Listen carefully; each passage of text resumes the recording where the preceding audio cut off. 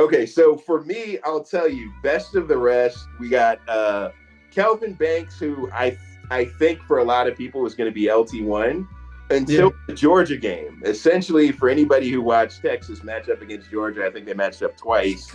Basically, Jalon Walker and Michael Williams feasted on Kelvin Banks on different plays. Now, part of it is, Jalon Walker is considered to be the leader of the Georgia defense, high motor, poor man's Abdul Carter for a lot of the scouts here. They're basically saying, look, we're not saying that he's as good as Abdul Carter, but if you miss on Abdul Carter, Jalen Walker will give you some elements. Like he's a budget Micah Parsons is So essentially. you're saying they gave up more than 2 sacks? Yes.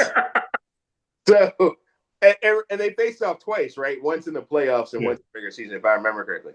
And the sad thing is, I actually do like Kelvin Banks overall as a prospect, but 2 games like that where you get dominated is going to be a hit to your stock because they're thinking it's not like the pass rushers are going to get any easier when you come to the NFL. You're matching up against Jalon Walkers all day. Like whoever you got on Sunday was probably somebody's Jalon Walker. Within reason, I know there's some trash teams. So wait a minute. I mean, because like the irony is palpable. So you're going through how this one particular player didn't perform against Right? SEC talent, Yes, while you just shitted on a dude I did. who the film didn't the film didn't I show. was giving context. So the context was like, well, in the context, he didn't really do as well as I thought he did, even though he Well, didn't give up no sacks. no. What I was giving is similar to Pick Quinn one, E. Jalen Milroe, where we thought they were going to be those dudes coming in the season. They were going to be first round quarterback draft picks. No, I'm People not talking about thought, quarterbacks. I'm talking what I'm about saying, the lineman. I'm talking about Will or Campbell. right. You So just Will what I'm Campbell saying and is Bembo. You Kelvin just got Banks. on them for the same thing. What I'm Pick saying one. That's is all I'm saying. Is pick one. yes. Either we're gonna Kelvin, nitpick, can I let me finish. translating I talent swear. Let me NFL. finish my point. It'll make sense. Sir, okay, go ahead. Sorry. So much like Jalen Milroe and Quinn Ewers underperformed in some big stages, Kelvin Banks had a similar underperformance in the Georgia games that led to a drop in his draft stock. That's where I was going with it. That's where I said Fair for enough. a lot of people, they thought he was going to be LT1 over Will Campbell, but those Georgia games looked to be kind of an indictment of what Kelvin Banks needs to work on and what his weaknesses are. So And how was it an indictment? Was it an indictment from production or was it an indictment for technique? Because you was hitting Will Campbell in the technique. Are you hitting, or are you hitting the rest of them on that, or which one are we picking? So I would say to me it was a combination, and I think it was like a snowball game for lack of a better term, meaning he got beat, he got in his head. That was kind of how I took the tape, which again, that's also bad. Like at the NFL level, you're gonna get beat on a play. How do you react to get beat? You good? So like that's a given. So Every so Sunday. Banks, I'm not sure where to put Banks is my takeaway. If you have a ranking on Banks, like I defer to you.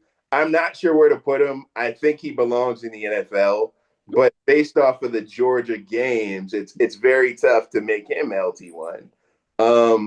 I'm higher on Connerly than most people from Oregon, Josh Connerly. And the reason that I say that is I thought he held up well against both Ohio State twice and Penn State, right? Where, Ohio State has 2 NFL level draft picks. You got Jack Sawyer on one side, you got JT Tulamolu, I think his name is, on the other side. Yeah. And then obviously you have you have Abdul Carter from Penn State, and then you have Danny Sutton on the other side, who is also an NFL prospect. I thought Connerly acquitted himself well, and I was kind of struggling with, was I on an island? Because I actually might like Connerly more than Campbell. And Mike Tice actually has Connerly as his #1 when he did the review with his son. And we know Mike Tice, legendary offensive coach for the Vikings. He didn't start at O-line, but he made his name as an O-line coach, and then ultimately ascended to offense coordinator and head coach. So Connerly, I think, is an underrated. He's not necessarily my sleeper because he might go first round or early second. Ursary, I think, is raw but super talented. Like he's relatively new to the game. Started playing junior year of high school, but he's got the girth. He's big, over 330. Moves really, really well.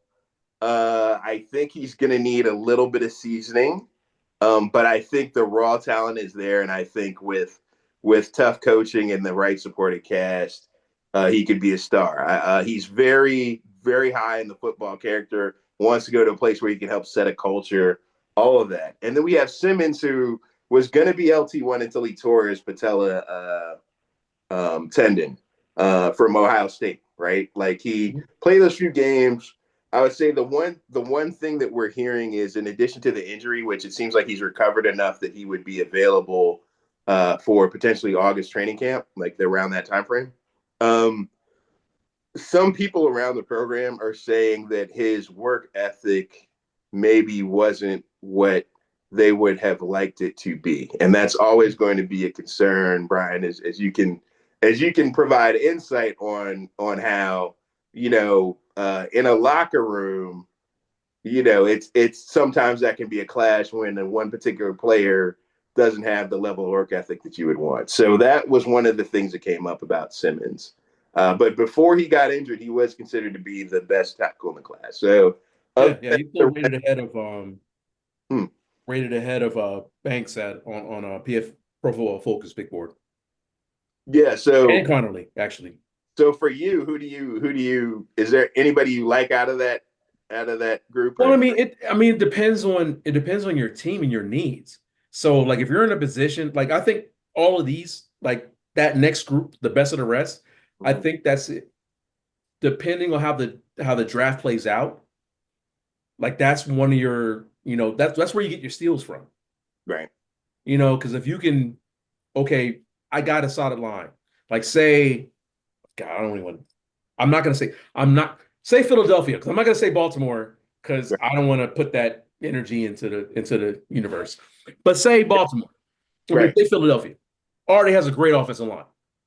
You pick up one of these guys as a project, even as like a second, like Johnson Insurance kind of. Yeah. Right. Like that could end up being, gold for anyone. Yeah. I wouldn't reach for any of these as a number one unless you had just had nobody.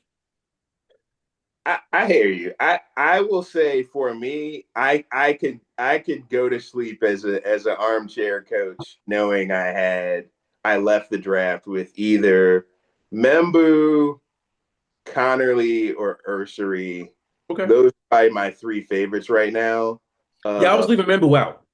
I don't know what your favorites are, if you have any, or we can just move on to wide receivers. But if you got a favorite you want to shout out, I don't have a favorite, but I would always at this point, in the evaluation, I would go ceiling over floor. That's fair. I guess the sleepers would be Anthony Belton out of NC State. He had a really good Senior Bowl. A lot of people are impressed. He held his own against some really highly rated pass rushers.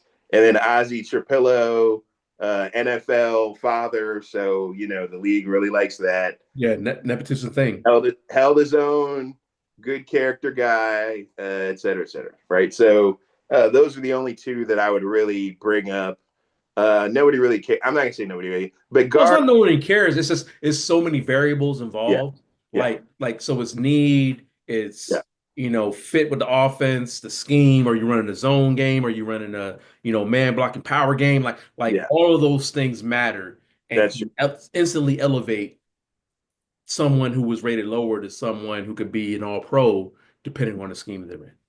All right, so that's really based on the position. They're really in a good spot because you really want to be. I'd rather be drafted as a late round or second day to a team that needs me to fill a role than to be, a top 10 pick to a team that's trash. And I know I'm throwing away my first year or two. That's fair. All right. So should we transition to wide receivers? Gary, do you have a favorite left tackle or tackle you want to talk about? No, I was looking forward to. I mean, the only one that I want to talk about was the wide receiver, so it's a great segue. Mainly because I got a Poly brother coming up in the top five. Exactly who you want to talk about. All right, so let me set the table with what might be the consensus top five, and then I'll let Gary, you can talk about Ted McMillan as much as you want to, and Brian, you can provide the breakdowns for who your favorite wide receivers are. All right, so I would say in the top five, it depends on the order. Obviously, different teams have different opinions on these players. Travis Hunter is some people's WR1. I know for the Browns, he's WR1. For the Patriots, he's WR1. The reason is his ball skills are impeccable and he gets great separation. So while he's not a polished route runner, because of his experience on both sides of the ball, he knows what corners are trying to do against him, and he has great instincts when the ball's in the air to where he's able to get open. He knows what he's thinking as a corner, and he uses that against corners. And then he also has a great chemistry with Shedeur Sanders, and ideally his ability to build that chemistry would translate in the NFL. He has great speed. For Ted McMillan, he's a bigger, more contested catch guy, but also sit down in the zone guy. He's 6'5", 220, which you can't teach, you can't coach. That's just undeniable size. Former volleyball player, so he knows how to jump in the air from all of that setting. And he has great timing in terms of being able to get up at the ball. Even though his vertical is only 34 inches, most people think that it's 40 because of how well he times the ball. He's a great contested catch guy, but he actually has a 70% separation rate in zone, which is pretty underrated given how slow he is relative to the rest of the wide receivers there. At number three, what I would say is Emeka Egbuka, most polished route runner of the top five that I'm going to give. And also with Brian Hartline as wide receiver coach, if you haven't noticed, Ohio State is a wide receiver factory for the NFL, right? You have Marvin Harrison Jr., you have Jackson Smith and Jigba, and on, all successful Ohio State wide receivers. And he just continues with that trend. I would say number four, this is tough because he had a great 2023, 2024. I think he was a little bit hampered by inconsistent quarterback play as well as some other things. But Luther Burden, I think Luther Burden is a great potential slot option, a great potential run after catch guy. That's four. Then five, some people will say Matthew Golden, and the main reason is not only did he light up the combine with his speed, I think he runs like in the high 4.2s, low 4.3s, but also if you look at what he was able to do while Texas was doing their playoff run, and the fact that he transferred, so he only had really 1 year to build chemistry with Quinn Ewers. A lot of people think his numbers could have been better than what they were had he had more time in Texas's system with Quinn Ewers. So those are what I would say are the consensus top five. Brian, is there anybody in particular you want to speak on before we let Gary talk about Ted? I will yield my time. Oh, no. Listen. My only thing is, man, when I was coming up, man, my generation that I came up with in high school missed this recruiting wave and the connection because there just wasn't that connection. So like the people that could have had a career in college and maybe even the league, they just didn't do it. It just didn't happen. I mean, some of them played, but so and we were just on the line. That was it. And so for me, it's very gratifying to see these young bucks get out there and skill positions, things that I've never seen, quarterbacks, wide receivers, like Ted, Ted Taitora. He actually was born in he's from Waimanalo, Hawaii, which is where I have family there. So we go, and that's a beautiful beach. It also happens to be the village that Obama bought his home when he goes back to. So Ted is from there, even though he moved. Can you tell us anything that the listeners might not have regular access to with the family connection to Ted? I don't have any family connections to Ted. I do close family friends with a lineman that plays for Arizona, who's going to be a senior this year. Tai Uyangalei. So he's a defensive lineman. I think he had like 35 tackles. So I know his mom, and I'm family friends with them. So yeah, there's definitely some connections there in Arizona on the team. But yeah, I'm excited for him. There's a couple of other players that I think are gonna go in. Kid named Siva Inaya and then Tui Moluau might go in the later rounds. So those are kind of the three Polynesian players that I was excited about. But yeah, it's just a different time. So that was really it. Just like seeing a kid, succeed at a program like that with Arizona, and for him to be in the top 5, top 10 is exciting. So. All right. Well, let me ask you this question, and this will be a good segue into Brian. My one concern with Ted McMillan actually isn't his speed, because, like I said, he's got great success at zone, and everybody knows that over the course of a game, unless you're just really killing it with man, you're going to continue to switch up the coverages. Like very few people do exclusively man or exclusively zone because offenses make adjustments. So obviously he's going to eat in zone. And even though his success rate in terms of separation of man isn't as major, part of that is at 6'5", 220 with his catch radius, he actually is fine with a guy being on his back, because the odds are most corners he's going to be up against aren't 6'5" and aren't weighing 220 pounds. So he can box out. If you throw a back shoulder fade in the end zone to the pylon, right? There's nothing DB can do about it. Right. Absolutely. My one concern with Ted, and both of you guys can weigh in on this, is he actually said he hates watching film. The only time he watches film is with his position group. And my concern there is, I think that that's fine at the college level, where you can just talent your way into consistent wins. But once you get hey, hold on, what school did he play for? Film study. No, what school did he play for? Play for Arizona. What did they win? Nothing. Okay. So my concern is, but I mean, he put up yards. He didn't put up Travis Hunter yards.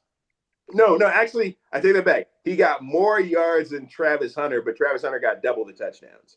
So my concern with Ted is, he said, and they were in the same conference. Yeah, and he said in an interview, I hate watching film and not really into it. I only watch it with my receiver group, and that's enough for me. I feel like film is so key at the next level, because everybody's got athleticism. Right. And you gotta, so where do you guys come down on his attitude towards film, and how would you coach that, Brian, if some players like, you can't coach it. I have to. You can't coach it. So let me backtrack before, and I promise this won't be a rant. I'm looking at the clock. I promise I won't spend more than 2 minutes talking about this. Go ahead. But like film study. Okay, yeah. In college, you might be able to get away with not doing film study, because college coaches, to a big extent, can scheme their way regardless of what the defense does. So you can still score points. Right. It's more like scheme is more important in college than it is in the pros. Right. But I can tell you, like, the only reason that I was able to stay on the team at Virginia Tech is because I was superior at film. Like, I could break down film for every skill position on the offense. Yeah. Like that. And what that does is it slows the game down for you. So your process going into it is that I'm going to get as smart as I can, so I can think less when I'm on the field. Right. That translates to the NFL. Yeah. Me just freelancing and me out athleting the elite athlete across from me, yeah, that don't translate to the NFL. Yeah, that's my concern with Ted. Yeah, that's a problem. That's a problem. Yeah, He has enough talent to overcome it, but it's still that's like the difference between being Pro Bowl versus All Pro. Yeah, I would say obviously because he has success in zone, he understands the high level concepts of what a defense is trying to do in zone coverage.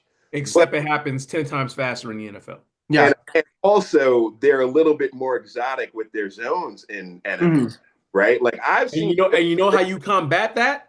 Yeah. Film study. Exactly. Yeah. So Gary, can you put the word out to get Ted to study some film?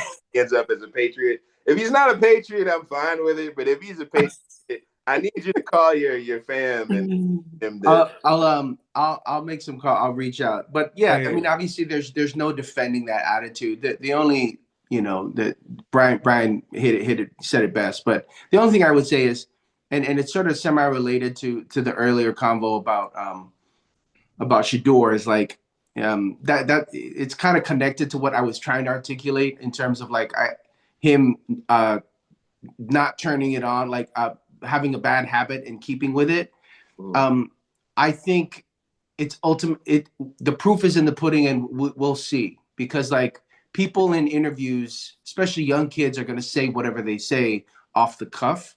Right. And how reflective that is of his actual work commitment, we will quickly know on the field with the way that he plays if that is a huge character flaw or if that was just him talking shit. We'll know. Yeah, I think it's more he's never really been challenged to that level, but he's going to be. I agree with that. Yeah, I mean, you're right. It's really a matter of have you acquitted yourself of the tools to be able to adapt to that. So part of those tools is this talent, which he obviously has. Right. But that other part, that work ethic, the things you do off the field, yeah, you can't coach that. Nope. And I'm not saying you can't. Like he might have said that today. He goes to rookie camp. Oh, I got my shit pushed in. I had to go look at this film. Like there's everybody gets their welcome to the pick a level moment. Right.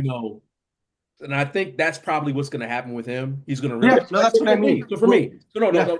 I'll give you a first person example. So I mean, I walked on at Tech, but I was like a state qualifying, national qualifying sprinter. I ran a 10.8 in high school. Damn. Yeah. No, I was fast, but I was like 30 pounds lighter. So I was like 185, 190, and I ran like a 4.4. So I thought coming into training camp, give me a sweep. I'll run to the edge, take it up the sideline, because that's what I'm used to doing. Right. And realize, all these other people also run 4.4s and 4.3s. Right. So the first play I ran it, I got tackled by the safety. The second play we ran it, because I had my blocking, and I outran my blockers. So I'm like, hey, I can get to the corner. The second time I got tackled by the safety, the corner, and a defensive tackle. And after that, I decided to follow my blocking. I hear that. That's the thing. But to your point, like, but I mean, that was me at college. At the pro level, because I mean, I was there on academic. So to put it in perspective, I was there in academic scholarship. Right. And at training camp, that's your job. Right. So you don't have that. So so in one aspect, I think that's a greater motivator, because it's like, hey, this is my livelihood now. It's NIL, there ain't no scholarship. Hey, if I don't perform, I'm out. Yeah. You went to high school. Which state did you grow up in? Where'd you go to high school? Where'd you play high school ball? Virginia. Okay, you were in Virginia. Okay. Yeah. Okay. Yeah. So I'm trying to think. Notable players. So Damian Woody went to my rival high school. I think he was like a year. No, we were about the same. You went to Patrick Henry, I went to Carolina. So he was there. James Ferrier was our big dude. Like James Ferrier. Oh yeah. Yeah. So like I played against those two. But yeah. So do you have a top 5 or any wide receiver that you want to break down that or expand on that I mentioned or didn't mention? Any wide receivers that you think deserve a shout? No. I think we're good. I think we're good. Okay. What I would say is there's some later round targets that people do bring up, like Jaden Higgins, who I thought had a pretty good year, Iowa State. You also have Jalen Noel, who I believe is also Iowa State. Or no, Utah. Or Utah State. I think he's but based on y'all track record, you just need to avoid any receiver with the first name of J. If their name starts with J, just leave it alone, bro. And then you need to get a Todd. And then there's Xavier Restrepo, who I think will be a slot in the NFL. I think he's from Miami, right? Yeah, he's from Miami. I like him. I think that y'all should pick him up. I think that I think if McDaniels coaches what he usually does, Restrepo would eat in the slot. Yes. But yeah, Restrepo, a lot of people, if you watch Cam Ward film, you're eventually going to see him throw to Restrepo. He threw. Yeah, he bailed. Translation: he bailed out Cam Ward a lot. Yeah, Restrepo is kind of the security blanket. No disrespect to Arroyo, the tight end, but Restrepo was a little more reliable. Okay, so the conventional wisdom amongst draft experts, scouts, whatever. So the 3 deepest positions in this draft are D-line, whether you want to call it edge or interior, running back, tight end, right? So for D-line, yes, shout out to running back, and Brian is definitely going to get his time. I'm going to hand over the entire running back breakdown to Brian. I will say names, and he will tell you about the ups, downs, left, rights of the scouting report. So D line, Mason Graham definitely in the conversation. He single-handedly beat Ohio State at Ohio State. By dominating. He does have short arms, but motor for days, character guy, unapologetic baller, starter from freshman year on. Definitely somebody to look at. Walter Nolan out of Ole Miss. Yes. Like Kenneth Graham. Kenneth Grant, right? Mason Graham's running mate. Also considered to be a first round potential talent. A lot of the Texas guys are getting love. The Texas Tech guys actually. Nick Skirton is getting love. Shamar Stewart blew up the combine, but his production doesn't show it. He had like 4.5 sacks his entire career, but he runs like a madman. Like he probably had the highest RAS or at relative athletic score of the whole combine at his DN position. You got guys like Ezaraku out of BC, a little bit of a smaller edge rusher. Obviously, we already talked about Abdul Carter. I think you've already heard all you need to about Abdul Carter, so we're not going to go there. But he does have a running mate, Danny Sutton, who actually made some plays during the playoffs. It was worth looking at. Ohio State, you got Jack Sawyer, JT Tilumalu, who both played really, really well in the national championship game. Jack Sawyer, especially, you could argue that he took over that game in the fourth quarter. But JT was also a reliable pass rusher as well. Let's see. Who am I missing? There's a few other guys. Yes, you are. Fun. Waiting. All right. So I got one, man. Harmon, defensive tackle, Oregon, beast.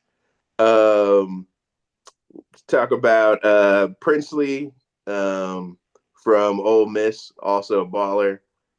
I'm trying to remember. Michael Williams, SEC. Edge rusher. We already talked about Jalen Walker dominating Kelvin Banks. If you start him as edge rusher, he's going to be a beast. Go ahead, Brian. Do you have some other favorites on the D line? Come on, man. You leave my guy out? I've been talking about it. So I've been talking a lot. I'm trying to get you to take out. It's a deep class. You got a lot of names. And I'm purposely looking up the name because I don't want to mess the guy's name up. But it's what's his name? ADR.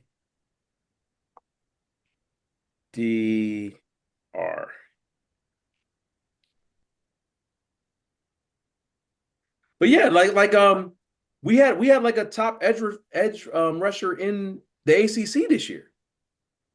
What's his name? I know him as ATR, but I'm trying to get his name right. And I just had it. I'm sorry. Abdul Carter? Yes. Well, we already No, talked. not Abdul Carter. No, not Abdul Carter. We're talking about like everybody else after him. Right. Oh, okay. And my bad. And Gary, you might have to. There's a Deion Walker out of Kentucky is a big. Antoine Powell Ryland. There you go. Okay, break him down. What do you like about him? No, I'm saying break him down. Like He was the best pass rusher in the ACC. Okay, what are his measurements? Like how many sacks did he get past season? Like I'm getting there. And I apologize, especially for one of my guys. I should have had this like saved in my favorites. Right. So he had 16 sacks this year. Wow. Yeah. That's impressive. Yeah. And he only played in 12 games. Wow. Yeah. That's production. Yeah. How did he do against NC State? Did y'all play NC State this year? We're trash. I don't know. No. The reason I'm asking is Belton was considered and so BC also Trapillo is considered. So that would give context as to how he performed against other pro prospects. That's all. That's the only reason I was asking. Because no. I'm looking it up now, but I'm saying. Yeah, 16 sacks is undeniable. Yeah. There ain't many other people that got 16 sacks in the NCAA this year. Yeah. Tyleik Williams is another one from Ohio State, interior D-line. But for me, his talent, similar to Shamar Stewart, outshined his production. My favorite guys on day two are actually the Ohio State guys. I like Jack Sawyer and I like JT Tuilamala if we're talking about, day two guys. In the first round, I think Walter Noland is going to be a star.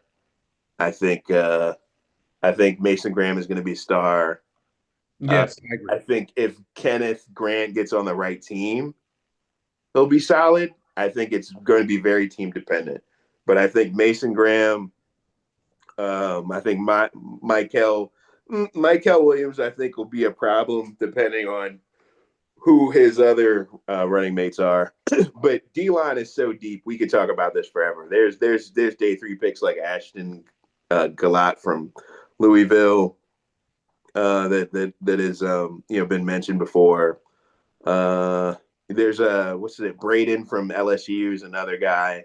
It's considered to be one of the deepest classes for D-line. So we know Gary had to say goodbye to both Josh Sweat and Milton Williams in the offseason. But knowing the Eagles' ability to find good D linemen, it's not going to be a problem in this draft in particular to load up again. So Gary's got some reinforcements lined up. Gary, do you have any favorite D linemen that you want to shout out or no? I mean, you already said him, JT from Ohio State. Again, I'm biased because of the Samoan connection, but I didn't on his game though. Is there anything in particular that you liked about him? Do you like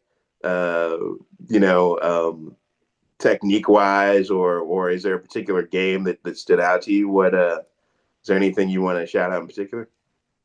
I just like his toughness. I like that he's played 4 years, and I think he's gonna low key be one of those. I think he's gonna be one of those guys that goes late first round, early second round, and just like have a solid career. I just like him. Okay. I'm trying to figure out if he's related to somebody that I know because I had a good friend who had the same last name. So probably somewhere back there. I was gonna email somebody about that actually. Okay. Yeah. All right. So we are about to get to not that Brian hasn't been shining the whole podcast and basically carrying us, but we're going to get to a position he knows all too well. Yes. Now, I am going to say some names. I'm not even going to say anything editorially, and I will just let you break down whoever you want to break down. Okay. But I do want to talk to you about the one criticism of your guy Tootin once you get going. All right. Okay. So, number one, undeniably Ashton Genty. It just is what it is. Runner up and unstoppable. I don't know that he's going to be as good as Saquon Barkley, but he's going to be good. All right. Ashton Genty, generational running back, in my opinion. Number two, I think the comps were for him to beat OJ. Eric Dickerson's rookie rushing record. So if we're gonna go back to the top of the podcast, if I was gonna have a way too early rookie of the year prediction, if it wasn't gonna be a quarterback, it'd be Ashton Genty. I can see that because running back, if he gets the record, yeah, just like if Saquon had gotten the record, I think he would have been the MVP. Yeah, but I think that's from the rookie standpoint during that same vibe. Okay. Omarion Hampton is another prospect that a lot of people will go on day one. Anything you like about his game in particular? He destroyed us when he played us, I got to tell you. Yeah, I mean, nothing really stands out. Is because the class is so deep. Like you're talking about the line, but I'm like, so we're talking about our guys. Like if I'm talking about my guys, Tootin might be a 5th round pick, right? And he's just as good as any Virginia Tech 1st round running back pick. That's fair. What I would say about Omarion Hampton is he, at least when I watched, looked like a complete back in terms of great when he was running, but also decent enough in pass protection and running routes that it wasn't a hindrance. They didn't need to take him off the field. He looked like an every down back from what I saw in the games that I watched him live. Yeah. Caleb Johnson, I haven't watched as much film on from Iowa, but if you have anything you want to add about him, feel free. I know that he's considered to be either RB2 or RB3. Yeah, honestly, that's how deep the class is. Like, I'm not even looking like there's so many starters. So the Ohio State backfield is where it gets interesting, right? Because you have Judkins and Travion Henderson both coming out, obviously fresh off of the title, which scouts love because championship DNA, right? I like them both. To me, it looks like Judkins is more of the power runner. Yeah. And, Henderson is more of the speed guy. It kind of depends on what you need in your backfield. That's power runner. Maybe Judkins is your guy. If you want to run it like they do with Derrick Henry, then you might want a Judkins kind of in your backfield. But if you want somebody who's a little shiftier, a little speedier, then maybe you want to mix in Henderson. The running this is what I would say. This is what I was. I mean, and I'm not. You're doing your thing, and I appreciate you holding me up. What I will say is, with this running back class, the top tier of it, where you have 3 back starters, 3 down starters, I think that's probably the best it's been since maybe when Christian McCaffrey came out. I 100% agree. I think this is, if you're going to get a running back, you should in this class, But the distinction between this class and that class is that if you have a need, any need, you can fill that need with the running backs that are available now. So you need a bruiser, if you need a 3rd down back, if you need a change of pace, they're all, especially with if the team doesn't have a Derrick Henry, Saquon Barkley, a Christian McCaffrey, a New Orleans, Alvin Kamara, don't have that tier. You can still, like a Dallas. Dallas can fill their whole backfield on day 3 and be fine.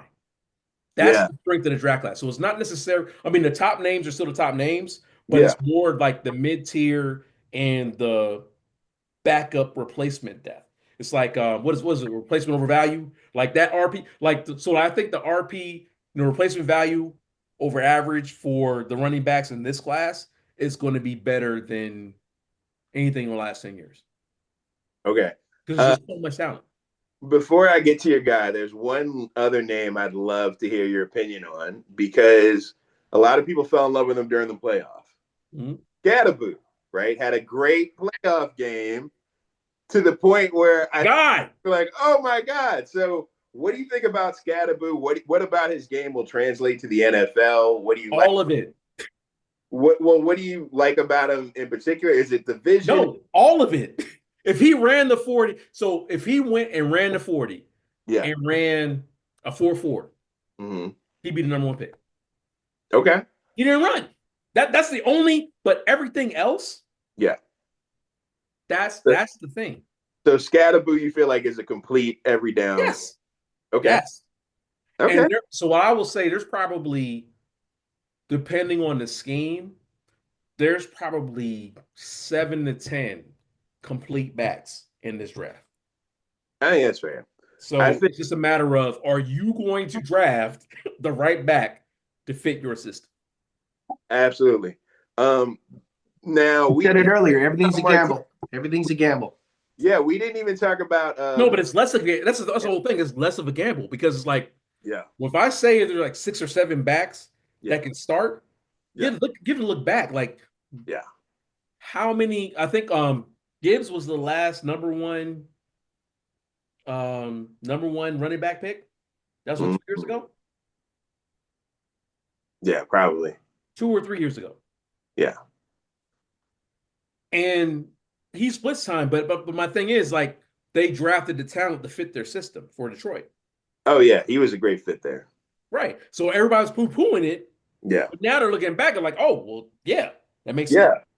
So what I'm saying, there's more of the Gibbs type picks available in this year's draft than any draft I can remember.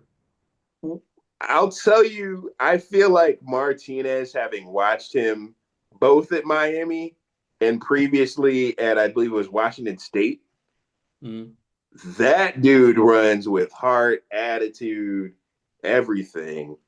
He's one of those backs that I think is a sleeper. Okay. Because every time I've seen him, he rarely ever goes backwards, right? Like, even if somehow the defensive line broke through, he's still, moving the pile forward. That guy does not quit on a play. You know how you'll see, I get that there's times where you want to save yourself from injury and everything. But my point is, I've seen some backs kind of see a jailbreak and just go down. Because, but I've never seen it. I see him as a running back. Even when he sees a jailbreak, he's like, nah, I know I can. Hey, because it was a jailbreak. Hey, if you break one tackle, it's a touchdown. And that's his attitude. And so that's why I like Martinez. The last guy I will mention before I get to your guy, and then I will let you go off. And I won't even mention the one thing I worry about with him. Brashard Smith, I believe his name is, converted wide receiver, right?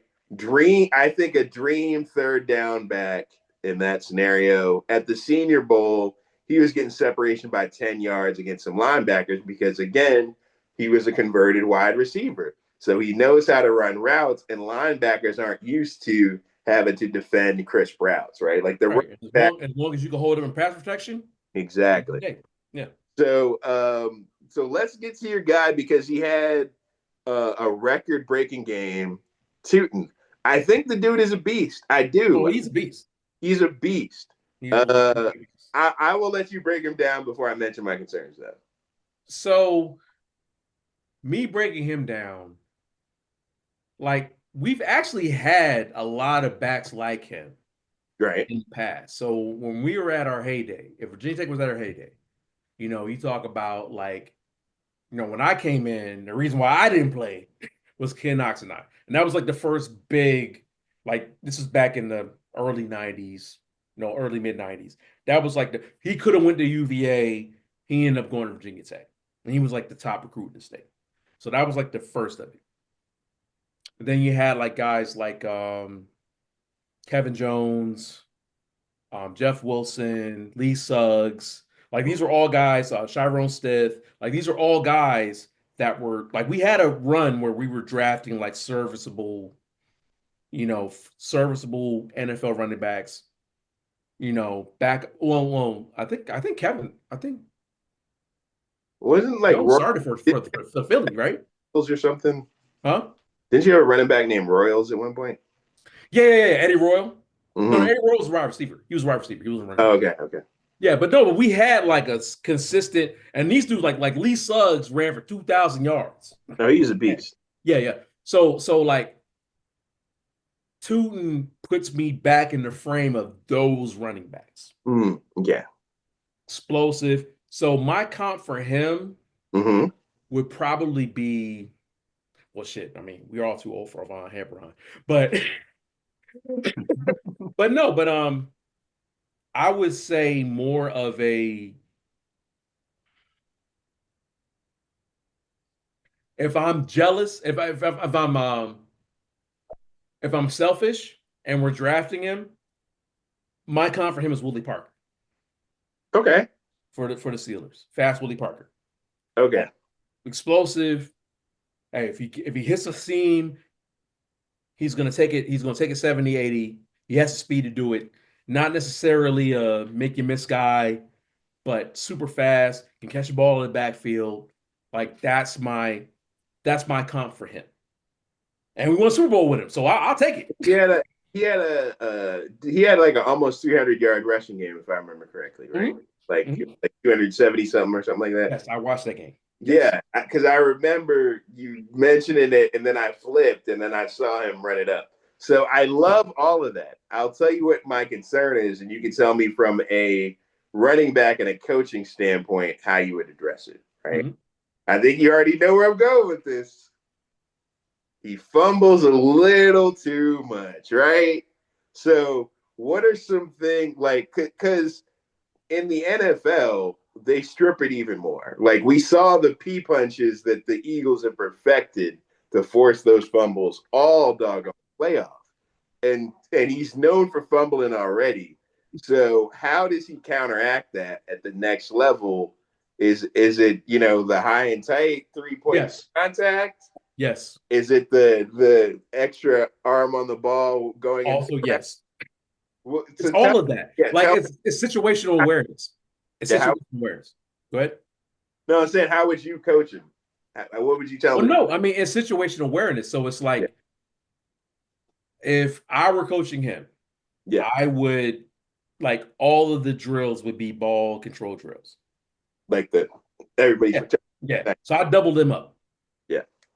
But the problem is, it's still a decision matrix in your head.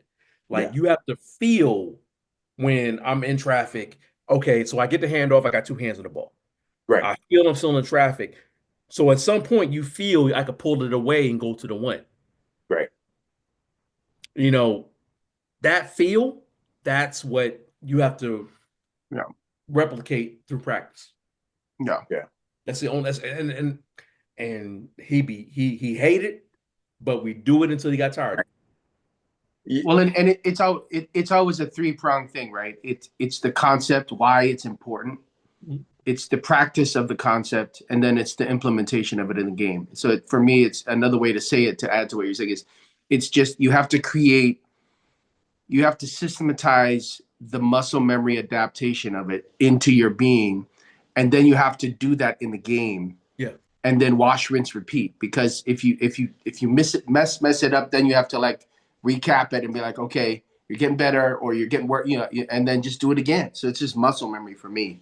Yeah, you have to build that. You have to build that into your, so like from a coaching standpoint, based on like there's training camp and there's regular season. Or so for training camp, I want to emphasize the fundamentals of what I'm going to be implementing through the season. Yeah. So you're going to do random drills. You're not doing any game planning. But if I know my star running back has problems throwing the ball, then a lot of my preseason, a lot of my training camp is going to be predicated toward ball control. Now, I think, and y'all can keep me honest here, I think there's a movie called The Program where like the running back had a fumbling problem, and so he had to carry the football around on campus, and everybody was trying to smack it out. So that's a real thing. Yeah, to have it right. Wasn't that what it was? That was no. Okay, that's a real thing. So if I had him at OTAs, that would be his assignment. Like, hey. Well, to be fair, so I can't say I know that's a real thing. I can't say that's a real thing out. I've seen that within like the practice facility. I have not seen that on campus.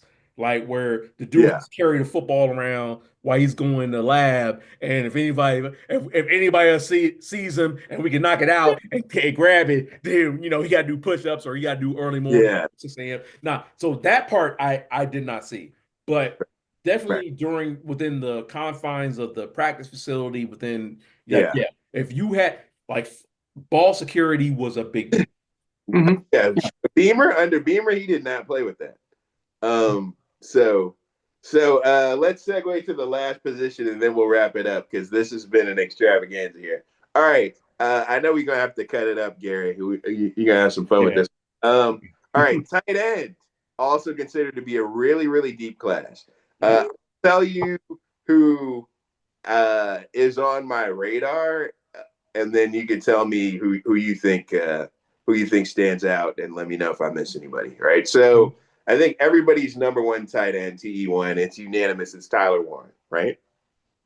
My ceiling for him is Aaron Hernandez without the murder. Oh my! If you remember, Aaron Hernandez was getting 1,000-yard seasons. They're up at 8 back there, line him up in the backfield. Okay. He was Travis Kelce before Travis Kelce. It just was what it was. And then things aside, he just couldn't stop killing people. So that is what it is. He was who you say he was Aaron Nance. Was there a Gronk on the other side? I'm just saying. So the issue, because I know some people want Tyler Warren to be Gronk, the problem is Tyler Warren's blocking is not at a Gronk level. Aaron Hernandez couldn't block either. That's why I was saying Tyler Warren is more Aaron Hernandez, because Aaron Hernandez worked because there was a Gronk. I hear you, but is there a Gronk on the team that he's going to go to? So I was just giving you my comp. I'm not. I get the comp, but the comp only works because there was a Hall of Fame tight end on the other end. So my struggle with Tyler Warren is when you look at his blocking, which some tight ends are expected to do, it's not at that Gronk level. It's not at that elite, complete tight end level. But he's a great receiver. He's great in space. Okay. He's great in the backfield. They've lined up in the backfield. They've treated him like an H-back. And so that was my comp. I think if you use him like Aaron Hernandez was used. Yeah, but Aaron Hernandez was a scheme thing, not a talent thing. At all levels. I think he had the talent. No, it was a scheme thing. And so I'll tell you what. So out of Florida, because he was at Florida when they won the national championships. No doubt. How many of those skill players won Super Bowls? I'll wait. I'll wait. The dude who was Percy Harvin, Tim Tebow. Dude who's with the Seahawks. What was his name? Huh? The returner, the dude with the Seahawks. When they violated Peyton Manning in New York. What was the returner's name? Percy Harvin? Percy Harvin. He won a Super Bowl. Bro, Percy Harvin played like 8 games for the Seahawks his whole career. Are you serious? And he won a Super Bowl. You asked me. But he wasn't the reason why they won the Super Bowl. He ran like 2 touchdowns back. Bro, Percy Harvin sat more games than he played. I don't want to hear that. So let's be fair to Percy Harvin. Percy Harvin ran the kickoff back. and I think he ran another kickoff back.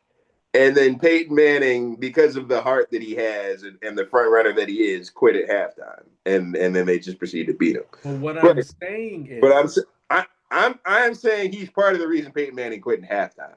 Now, whether or not you agree he should have quit at halftime is a different discussion. But we got to move on to the next tight end, which is Colston Loveland. Now, Colston Loveland, to me, again, I don't think that he's a great blocker, but I think he's really, really good in space. My comp for him is a poor man's Kelsey, because I think he's great in space. I think he runs decent routes. I think he'll be the quarterback's best friend, especially if there's not a good wide receiving core around him. I like Colston Loveland in an offense that takes advantage of more of a receiving tight end and not a complete tight end like a Gronk. Then you have, this is when I mean, to be fair though, like putting out Gronk out there, that's not fair, because like that's a Hall of Fame tight end who can catch and throw. I mean, catch and throw. I understand completely, but there's like a handful of those people on, who existed on planet Earth. And I agree with all that, but keep in mind that people are saying that Tyler Warren in this draft is top 10, top 15 worthy, and typically, and that's the rub. You could be a top 10 pick and not be as good as Gronk. I get it. Right. T.J. Hockenson. All right, that's fair. T.J. Hockenson is good tight end. So that's what I'm throwing out there in for Loveland or for Warren. No, for Warren. For Warren. Okay. I would say my number 3 TE is Mason Taylor. Obviously, he's got the NFL. Jason Taylor was his dad. Scouts love that, so he's probably going to be TE3. I would say he did really well at the Senior Bowl. Interviewed well, held up well. I think he's good fundamentally, but he doesn't wow you. But he's solid, good character guy, good bloodlines. He's my TE3. That's fair. Then you have, I would say, not quite question marks, but like day 2, day 3 cusp guys. Harold Famine did a lot of numbers. He's the undersized guy from Bowling Green. Okay. But when you look at what he did against the schedule, the teams that he was against weren't as strong, and he didn't have a great Senior Bowl. So I think the tough thing, the Senior Bowl thing, that's because like that Senior Bowl practice can make up a lot of ground. It's hard. And so it's tough to figure out where to put him. Also, he's an undersized tight end. He's pushing I think he's around 237, which is kind of on the low end of the weight for a tight end. And so you're thinking of him more as a wide receiving kind of tight end or an H-back. You got Gunnar Helm out of Texas, who I thought, again, solid but not spectacular. I expected him to do a little more this year than he did. He had flashes. But yeah, those are kind of the tight ends that I think are worth starting off discussing. Any tight ends I'm missing from your standpoint, or anybody you excited about? No, I think that's pretty fair. Like, yeah, honestly, I think this is like a running back. This is a Madden draft. It's all interior. It's all like linebackers, running backs, right. Offensive line, tight ends. Yeah. Like that's what this draft is. Like that's where the money is. You can still hit or miss on some of the outlier skill positions if you play your cards right. And honestly, I think that's what I think it is. I think there's going to be a lot of trades, and I think that's where the value is going to be had. I think day 2 is where most scouts think the value is. I think it's going to be. Oh, well, yeah, because like day 2 is those are your starters. I think day 1 it's going to be tough to trade down. No. Well, the last mock I saw, and to your point, like I saw mocks where the Patriots drafted Thomas at 4 and Will Campbell at 4 and drafted Will Campbell at 10 because they traded back with Chicago. Yeah, it's going. I will say I am hoping, and I think there's going to be a lot of draft movement, a lot of trade movement in day one. All right. One tight end that I didn't mention, and I want to, because we mentioned it before, Elijah Arroyo. I think he's a respectable tight end for Miami. Again, Restrepo and Martinez had more of the highlight plays to me. Yeah. Than And Ward didn't really look for Arroyo that much, in my opinion. Arroyo is solid. Again, like I think a lot of these guys are going to be solid pros. Don't expect any Dalton Kincaids from the day 2, day 3 guys, but they will. A lot of depth. Like I would say you're getting like maybe Austin Hooper level production, like solid, respectable. That's fair. And like fair. Austin Hooper with a Hunter Henry ceiling.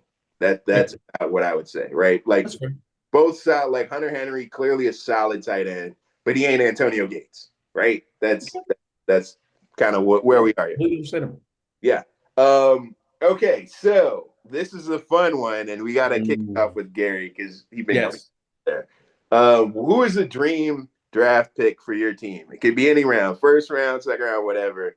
Gary, who's the dream pick for your team, man?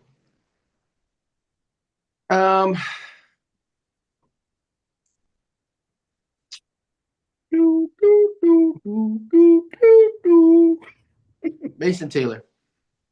All right, Mason Taylor. All right, tight end, LSU, Jason Taylor's son. All right, Brian, who you got? Who's the dream pick for your team? Any round, doesn't matter. We trade up for George Sanders. Okay, nice. My dream pick, and the odds are looking less and less likely, is Travis Hunter. I don't know. I mean, you never know though. But yeah, that's big. Like if Shedeur has been wowing people in the background, maybe he gets drafted at 2 or 3, and then we got a chance at Travis Hunter. But yeah, Travis Hunter is the dream pick. If not that, then I want to trade down. I'm just being honest. Well, that was a scenario. That's what it was. Like, so in the last mock draft that I saw, I traded back to 10 with Chicago. Yeah. And y'all still got Will Campbell. I would hate Will Campbell at 4. No. That's what I'm at. But you get him at 10. I'd be okay with him at 10. Yeah. So I think it was like y'all get him at 10. You get an additional third. 9, like they should give us 39, second round pick. Yeah, like the second round pick moved up, and there was like they gave you additional third in the next draft. Okay, yeah, all right, that makes sense. That was the scenario. Okay, and I'm pretty sure they're running off of the first round. Depending on what pick it is, this is what the conversation is. Yeah, it looked like that kind of transaction. Okay, all right. Second to last topic. Who is your sleeper, like an underrated day 3 pick? Like who do you think is being slept on right now that's going to do some damage in the league? Yeah. No, I had a guy. I got because I kind of during our conversation we've used up some of them. It's okay to say somebody we mentioned. So, no, there was a guy. Fuck, I live. Hey, go ahead and skip to Gary. All right, Gary, do you have a sleeper, a guy that you think people are missing out on, that you think is going to be an NFL star? I think I know where you're going to go with this. I do. You said his name. I think Fannin is going to be somebody that is going to be better than he seems. Okay. Yeah. All right. My sleeper, and y'all can hold me to it. I just like Martinez. I think he's gonna drop to day 3 just because he's a running back. But I like his heart. I think he's gonna be like Bucky Irving turned out being in Tampa Bay, where Bucky Irving kind of slipped, but Tampa Bay got him, and he's been lighting people up. I think Martinez, you get him behind any semblance of a line, and by the end of the game, the defense is going to know who he is. You know what I mean? So I'm going with Martinez there. Do you still need more time or? No, I'm looking because I'm trying to find. I had it and then I forgot it. I'm not gonna lie. What school? Do you know what school? No. Like I saw it. You know what position? It was running back. So basically, Tootin? no. Well, so it was yes and no. So because the last mock draft I saw, we were taking two, but that's the only one I saw it. So he's one. Oh, I remember now. The running back from Rutgers. Ah, okay. That dude's a beast. So if we can't, like, he actually fits better for the Steelers than Tootin because he kind of replaces what. Kyle Monangai. Yes. Yeah, Kyle Monangai. Yeah, he's and I've seen him play. I've watched him play live. He's a beast, and he's like so. I think with him and Warren. Yeah, I think that's a great combination, and you can get him late. That's good. Yeah, that's my. He had a 4.6 40. Great pick. 117 broad so jump. Here's the thing about the 40. So let me. I mean, granted, we're in sports. We kind of dabble in this, but the thing about the 40 in football, you rarely run a straight 40. Yes, right. Rarely.